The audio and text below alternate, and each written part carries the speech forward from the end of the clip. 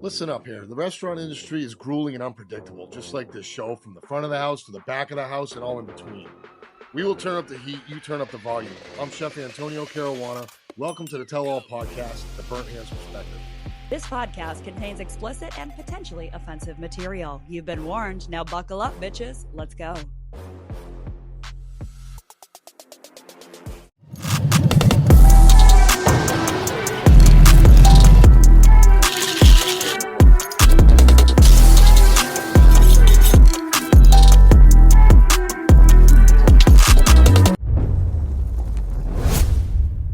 All right.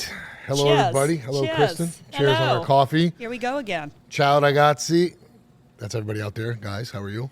Fabulous. see you. I know. So today we're going to talk about some more stuff. Again, we're going to talk about ourselves, with ourselves, to ourselves, without a panel. Well, there's no, the guest today is you and your insight. Hi. Hi. Nice Hello. to meet you. Welcome, Chef Tony, to the show. It's nice to have you. Glad I'm here. Glad I could make it. Glad I you was could fucking make busy it. today.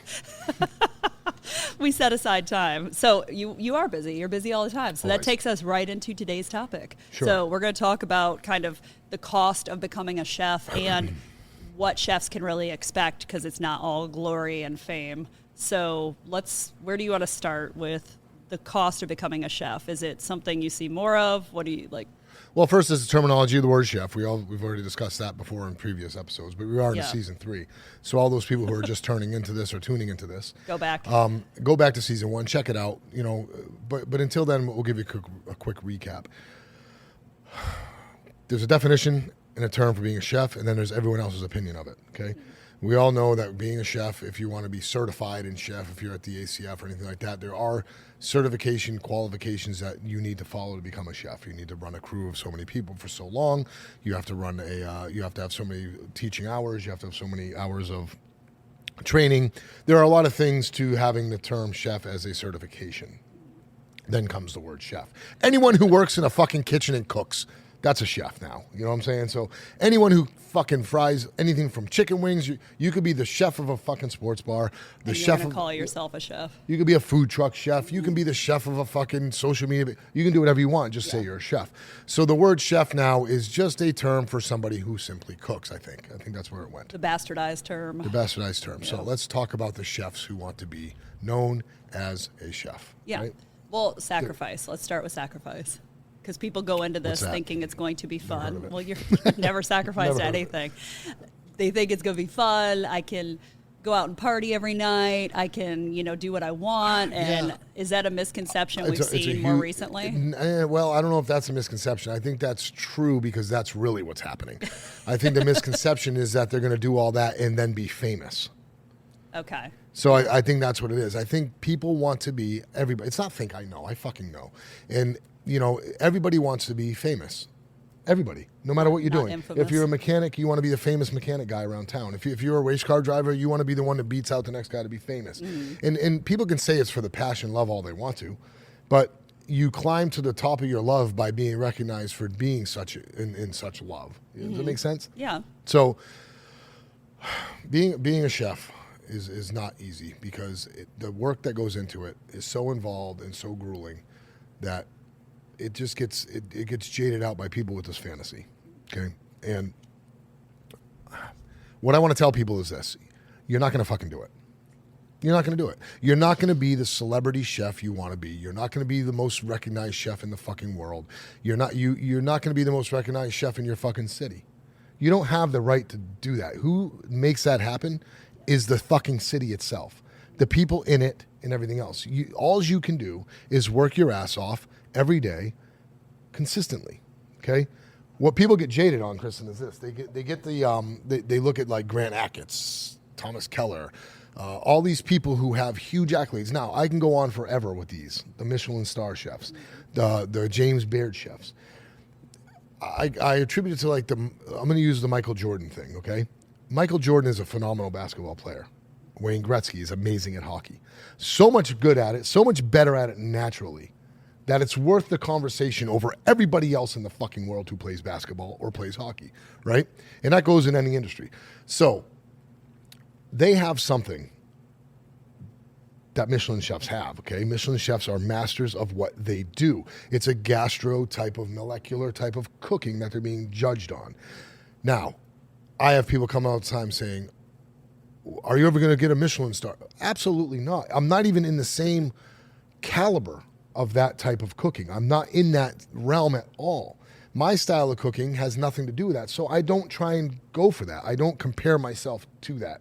But a lot of people who don't understand it are the ones who do, you know? And it's big now with social media, with the aprons and the fucking tweezers and all these little things. And I'm not bashing that, because if that's what they want to do, look, if you don't know how to use a pair of tongs to do 5 different things in 5 different saute pans at the same fucking time, you have no business holding a tweezer with a microgreen in it. I'll slap it right out of your hand. You know what I mean? If you can't, you know, if you can't run a pasta station, jump over to the fry real quick to pull out a cutlet that needs to be sauced over with this, and you're doing all this. There's no saucier and there's no person on fish. That's all beautiful fantasy kitchen work, right? That's been exposed to us in books, magazines, social media, things like that. That's the fantasy world. And it's out there, don't get me wrong, but it's such a small percent over the millions of restaurants and millions of people working in them. So whatever happened to the normal grinding chef? That's what I want to know. Where is their recognition? So we don't have a recognition system. We don't. You either have to be recognized for being the absolute best of the best, which would be Michelin, which would be the Michael Jordan type thing.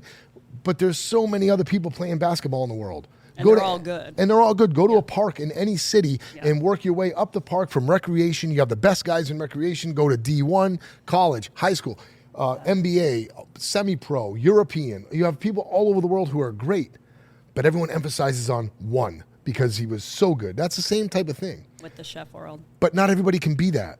Just go to work and shut the fuck up, man. Go to work, look at these people, read their books. It doesn't mean you're going to emulate their life. You're not gonna.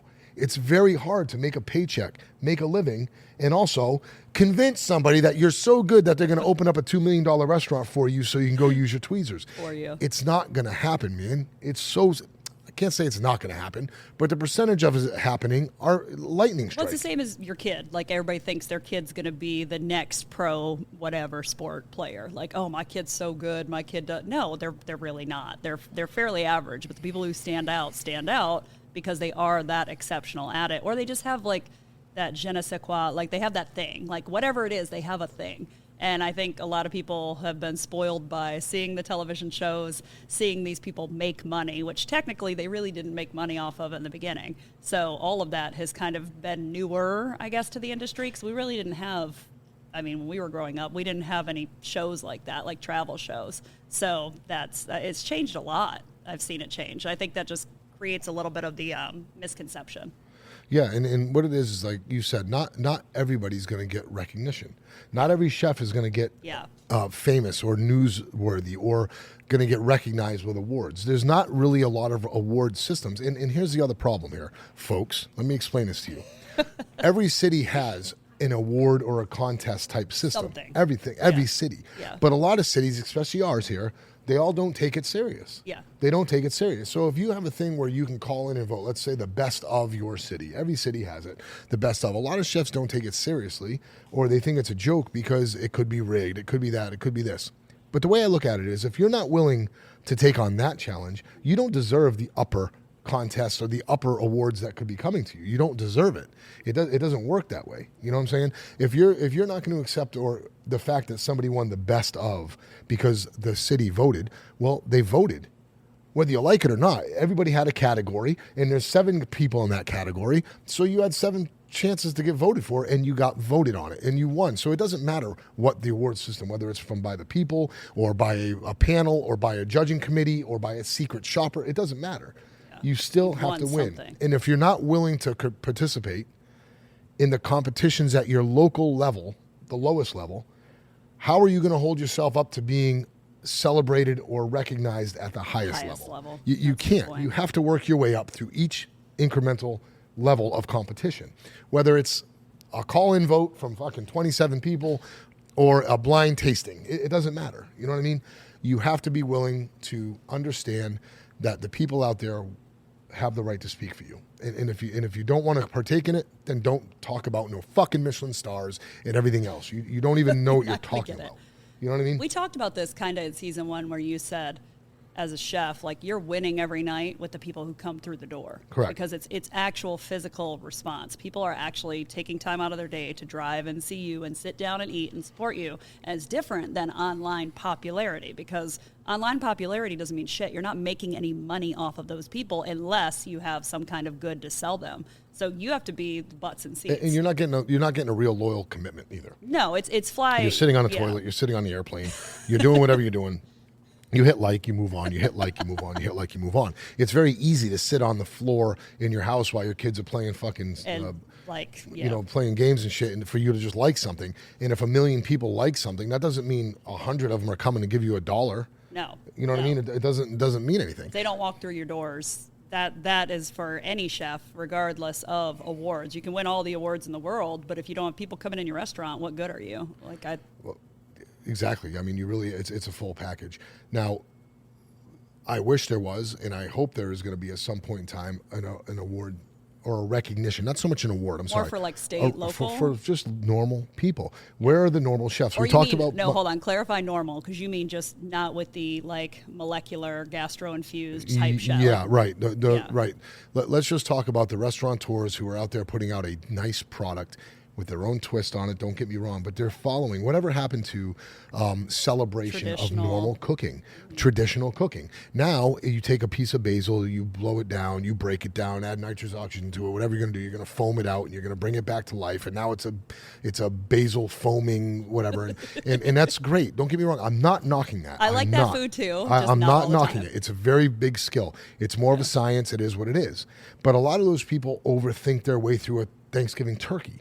See what I'm saying? It's just a different type of thing. And I'm not good at it. So what about all the millions of people who are turning out? I'm talking about country clubs, hunt rooms, small little places, mom and pop joints, who are turning out amazing food, who aren't getting recognized, but they are putting out food that should be recognized, and it is basically on Yelp and stuff. Yeah. But, where's the award system for that? If you're not into all this stuff to get recognized by James Beard, if your city's not good enough to get recognized by one of these things, if Michelin doesn't consider your city good enough to fucking be recognized, you're not even going to be on the map. Yeah. But you could be the best chef in the fucking world, but because you live here, we're not going to pay attention to you.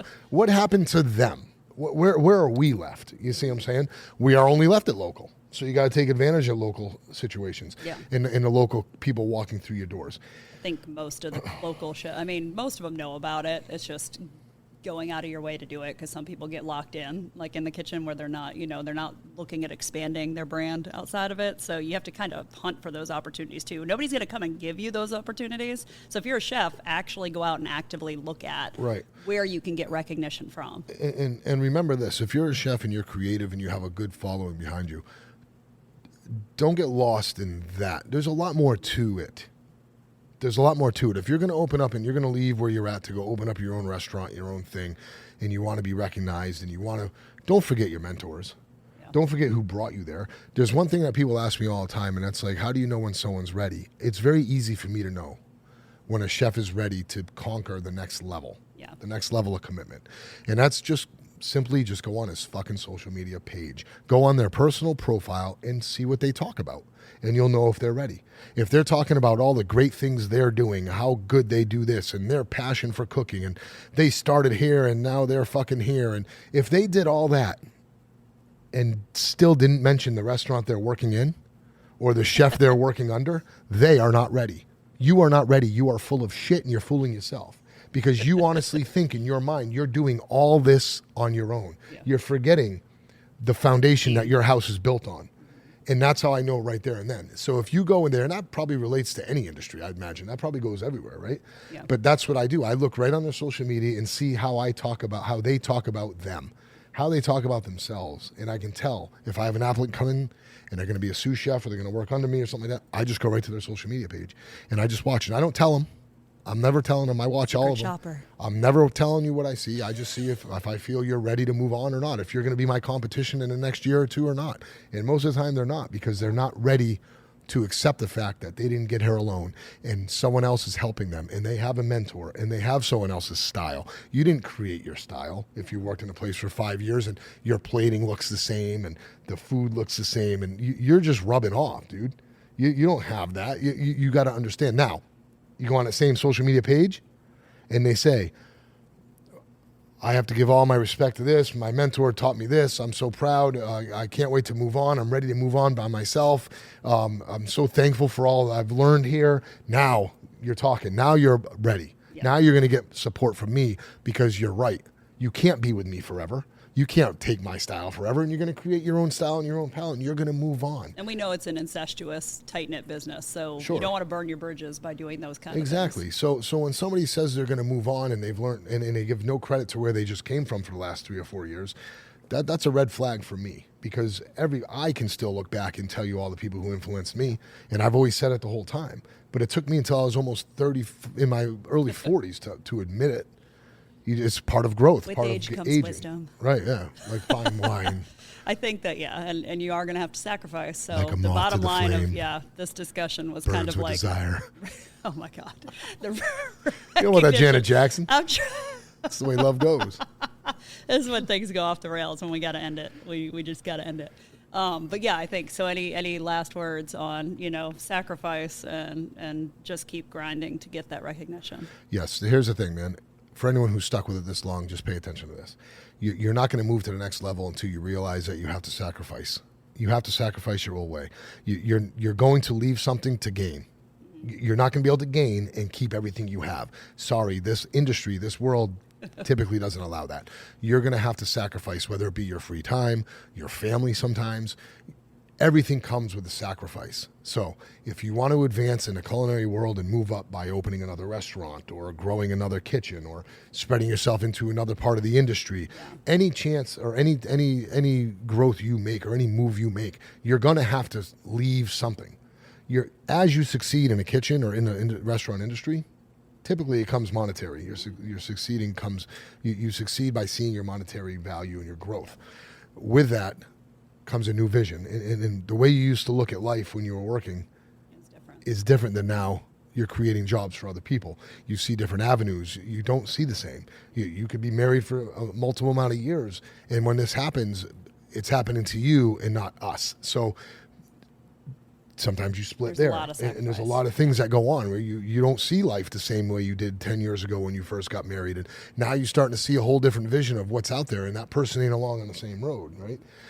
So those things are going to happen, and you have to be ready for it, and you have to be commit to it, and you have to make that devil handshake, I guess you could say. Yeah, and you're going to shake a hand with somebody on some fake ass contract somewhere that's going to tell you that it's time to move on, and you're going to have to make that commitment. You can't back out of it. So either people that were with you come along, or you kind of fade off without them, and it's not a choice. It's just how it happens. It's just keep natural. Growing. So the only way you're going to grow is to let go of the places you were and focus on the places you want to be. And I think that's the way you got to do it as a chef. So I agree. Put down the tweezers. Okay. It's grab okay to your use the tongs. same knife for 3 different things. Yeah. You don't need a chef roll that you got to take out every time you're going to cut this with that and this with that just to show everybody you have the newest fucking knife. You know what I mean? How about you learn how to hone it properly? You don't need 3 friggin' That's not a knife. 3 levels of whetstones to sharpen your knife every day in front of everybody when you get there. It's all fucking nonsense. It's all nonsense. When you're really in the kitchen working your ass off, you'll sharpen your knife when it needs a fucking edge. You know what I mean? You'll hone it in between cuts because you don't have time to sharpen it with that fucking thing. We all do it, okay? There's a difference, though. You're doing it for show or you're doing it for necessity. There's a huge difference there. If you keep doing it for show, go show. You're a show pony. Go ahead. Out of necessity, though, is the people who grow. That's it. Yeah. All right. Well, I like that. Good to the point discussion today. Yeah. I like it. You Fuck feel them all, better? large and small. You ready? I'm ready. Good I've now? been You're ready. pumped I'm up ready to today. go. All Yeah, right. I'm ready to go. Yeah. All right. Well, there we go. So, go on. If you have any comments, drop them below. Like, subscribe, share, and support everyone in the industry. And we appreciate you guys being with us today. Smash them buttons, like buttons. Help us out. Smash, don't pass. Smash, don't pass. All right. Ciao for now. Ciao.